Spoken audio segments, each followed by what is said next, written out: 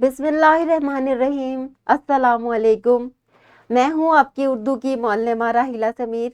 उम्मीद है तमाम तालिब इल्म खैरियत से होंगे। हम पढ़ रहे हैं उर्दू बराए जमात शशम और हमने इसके बाब चहारम का आगाज़ किया हुआ है जिसका उन्वान है अदबी गुलदस्ता, और इसमें जो हम सबक पढ़ रहे हैं वो है गज़ल। आज हमारा लेक्चर नंबर 5 है। आज जो हासिल ताल्लुम हम पढ़ रहे हैं वो ज़बान शनासी से मुताल्लिक है। अल्फाज का तलफ़्फ़ुज़ समझते हुए अराब का इस्तेमाल कर सके। इससे पहले कि हम आपको सिखाएं कि अल्फाज में अराब की क्या अहमियत होती है, इस्लामी नुक्ता नज़र से अराब की अहमियत को समझ लेते हैं। अराब के लफ्ज़ी माना वाज़िह करने और रोशन करने के हैं। इस्तिलाहन अराब ज़बान की ऐसी अलामात को कहते हैं जो किसी आवाज़ की तर्जुमान तो नहीं होती मगर उनके बगैर हरूफ मुतलफ़्फ़ज़ नहीं हो सकते।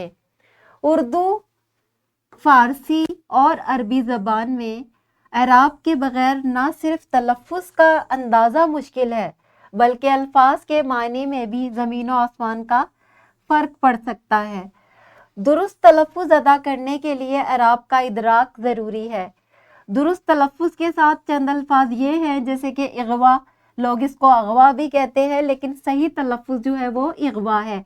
इसी तरह मिज़ाह सही लफ्ज़ है और अखलाक, बहुत सारे लोग ये खलाक कहते हैं लेकिन सही तलफ़्फ़ुज़ अखलाक है। इसी तरह सही तलफ़्फ़ुज़ वापस है, लोग इसको वापस भी कहते हैं जो कि गलत है। सही तलफ़्फ़ुज़ वापस है। इस तरह सही खुदकुशी सही तलफ़्फ़ुज़ है, खुदकशी कहना जो है वो गलत तलफ़्फ़ुज़ है। यही हमारा आज का सबक है जो क्या हम आपको सिखा रहे हैं। इससे पहले कि अराब की अहमियत आपको वाज़िह की जाए, एक छोटी सी सरगर्मी कर लेते हैं।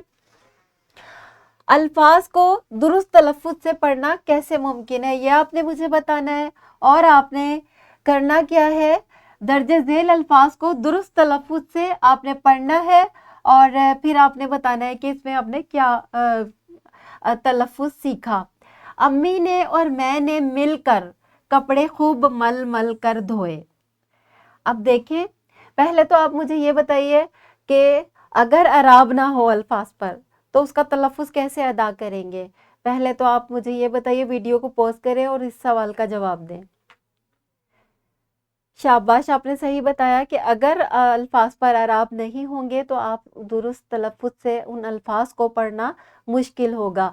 तो यहाँ पर जो मैंने आपको एक जुमला दिया है इसमें आप देखें, मिल और मल, इनकी इमला जो है वो एक जैसी है मगर अराब की वजह से वाज़िह हो रहा है कि यहाँ पर मिलकर का मतलब है कि इकट्ठे होकर, और मल मल कर यानी कि खूब रगड़ रगड़ कर कपड़े धोना। तो दोनों का जो है मतलब मुख्तलिफ है।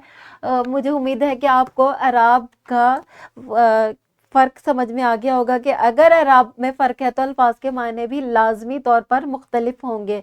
इन्हीं अल्फाज को मुख्तलिफ जुमलों में मुख्तलिफ अंदाज से इस्तेमाल किया जाता है और फिर हम माने भी वाज़िह करते हैं कि किसका क्या मतलब है। अगर अराब नहीं होगा तो आपको पढ़ने में मुश्किल पेश आएगी। हम आज का सबक देख लेते हैं। आज का हमारा सबक अराब से मुतल्लिक है। अराब से मुराद वो अलामतें हैं जो अल्फाज के हिज्जे करने की सहूलत की खातिर उनका तलफ़्फ़ुज़ वाज़िह करने के लिए उनके मुख्तलिफ हरूफ पर लगाई जाती हैं। अब ये अलामत क्या है? ज़ेर, ज़बर, पेश, जज़म और तशदीद। इन अलामात को लगाने से आप किसी भी लफ्ज़ को दुरुस्त तलफ़्फ़ुज़ से पढ़ सकते हैं। अगर किसी लफ्ज़ पर कोई भी अलामत नहीं होगी तो आप उसको जो है दुरुस्त तलफ़्फ़ुज़ से पढ़ने में दिक्कत महसूस करेंगे। इनफरादी सरगर्मी हमारी ये है, दर्ज झेल अल्फाज पर अराब लगाकर उनका दुरुस्त तलफ़्फ़ुज़ वाज़िह करें। गर्दिश, अकूबत, गुनाह, ज़ुमुर्रत, गोहर।